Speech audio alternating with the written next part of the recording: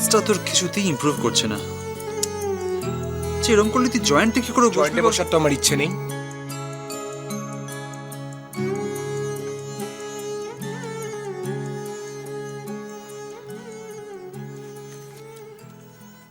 কি যে করবে ছেলেটা কে জানে। আমার তো কোনো কথা বলার উপায় নেই। আরে রঙ্গন, কনগ্রাটস। খুব টেনশনে ছিলি? হ্যাঁ, রেজাল্ট তো দারুণ হয়েছে। আই এম ভেরি হ্যাপি, খুব খুশি হয়েছি আমি। থ্যাঙ্কস বাবা। আমার না এখন স্কুল লিভিং সার্টিফিকেট, মার্কশিটগুলো সবই লাগবে কলেজে ভর্তি হওয়ার জন্য। তাই? ওয়েট ওয়েট,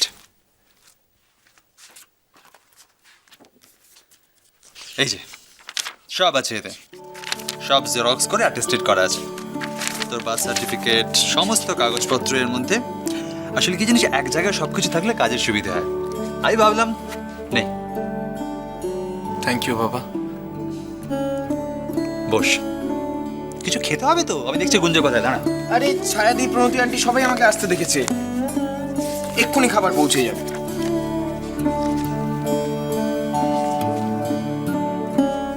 আচ্ছা বাবা, তুমি কি এখন ফ্রি আছো? হ্যাঁ, কেন বলতো? না, ভাবছিলাম তাহলে একসাথে একটু নেটে বসবো।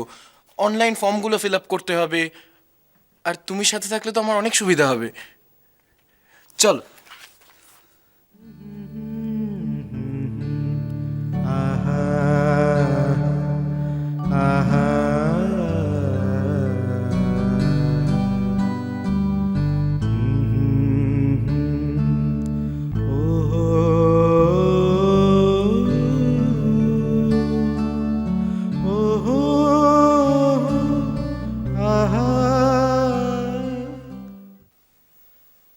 বাবা,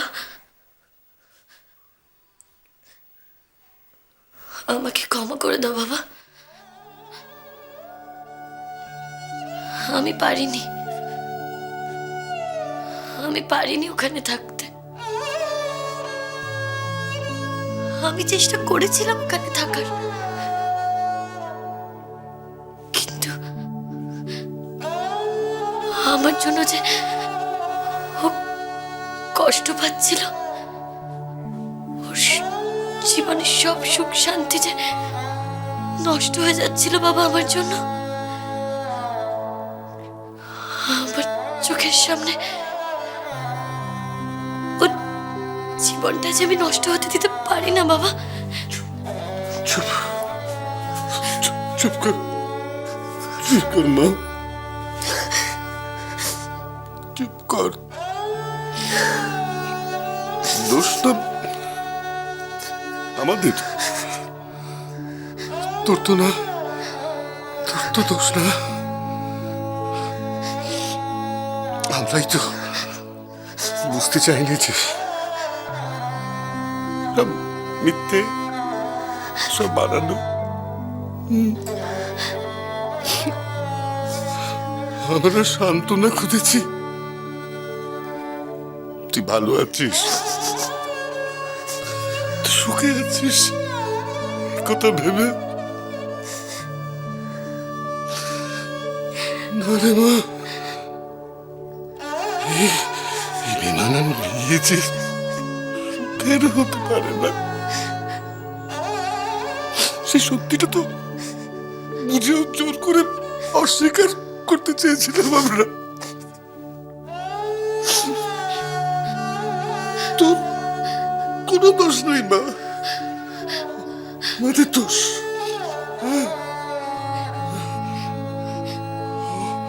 অত বড় লোক বাড়িতে তোকে ওরা কেন মেনে নেবে? না না বাবা, না, তুমি ভুল করছো বাবা। আমি তো ওখানে ভালোই ছিলাম, খুব ভালো ছিলাম ওখানে, একটুও কষ্ট হচ্ছিল না আমার। আমি তো এখানে আসতেও চাইনি, কিন্তু আমি না এলে যে জানি, আমি সব সব জানি না, সব। নীরাকে আমি দেখেছি। বাবা,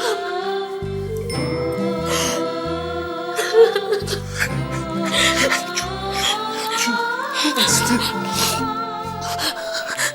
মৌরি, মারে, তোর মাকে তো তুই জানিস, হ্যাঁ? শোন, এখন না ওকে কিছু বলার দরকার নেই, হ্যাঁ? ধীরে সুস্থে আমি একটু একটু করে তোর মাকে সব বুঝিয়ে দেবো। ততদিন পর্যন্ত মা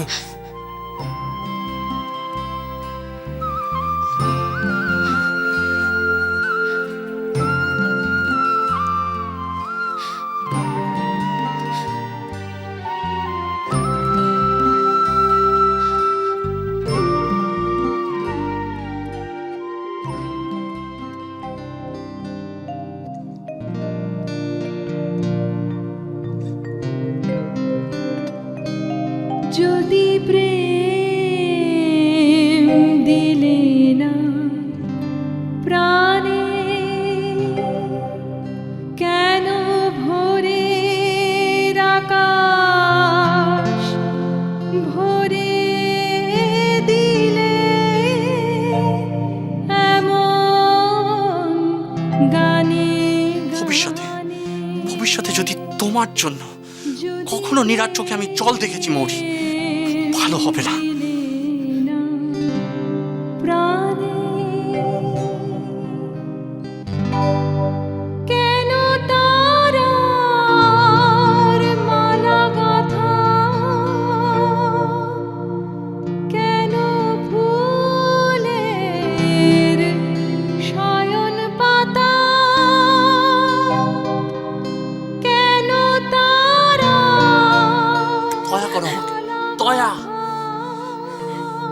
এখন আমি মানে মানে বাড়ি পৌঁছাতে পারলে বাঁচি। ফুলের শয়ন পাতা, কেন দক্ষিণ হাওয়া গোপন কথা জানায় কানে কানে, যদি প্রেম দিলে না প্রাণে। ভালো হয়ে যাবেন, সব ঠিক হয়ে যাবে, ওষুধ দিয়ে দিয়েছি। কেষ্টাদা, তুমি বরঞ্চ যাও, গিয়ে খেয়ে নাও, আর দেরি করো না। তুই একা সামলাতে পারবি সব? খুব পারবো, তুমি যাও। যাবো? আরে কেসটা কোথায় যাচ্ছিস তুই? মৌরি বললো একটু খেয়ে আসতে, খেয়ে আসি। আর তুইও চললি? মৌরে, হ্যাঁ ডাক্তার কাকা। হ্যাঁ রে, তোর কি খিদে তেষ্টা বলতে কিছু নেই?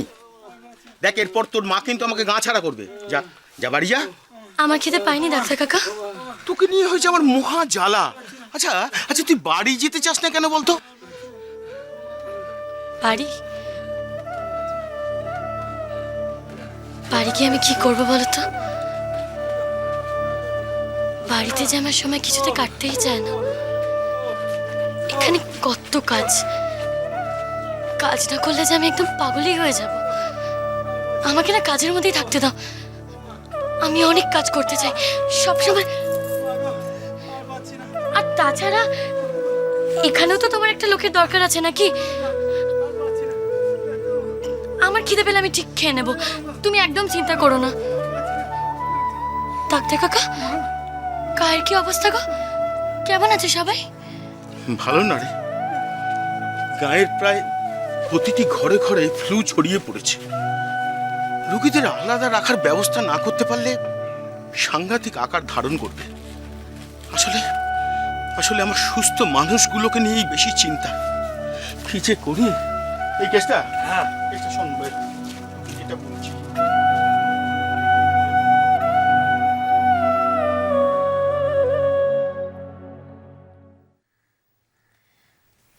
তুই নিজেকে এত দোষী কেন ভাবছিস বলতো?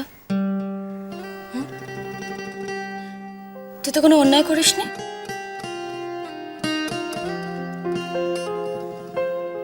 নিখিল, তুই সত্যি কোনো অন্যায় করিসনি। এরকম একটা সিচুয়েশনে তোর কাছে আর কি উপায় ছিল বলতো?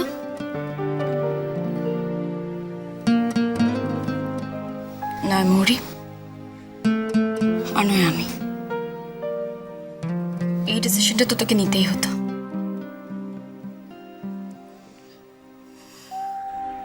একটা সত্যি কথা বলি, তুই যদি অন্যায় করে থাকিস সেটা আমার সাথে করেছিস। মৌরিকে বিয়ে করে তুই সত্যি আমার সাথে খুব বড় অন্যায় করেছিস।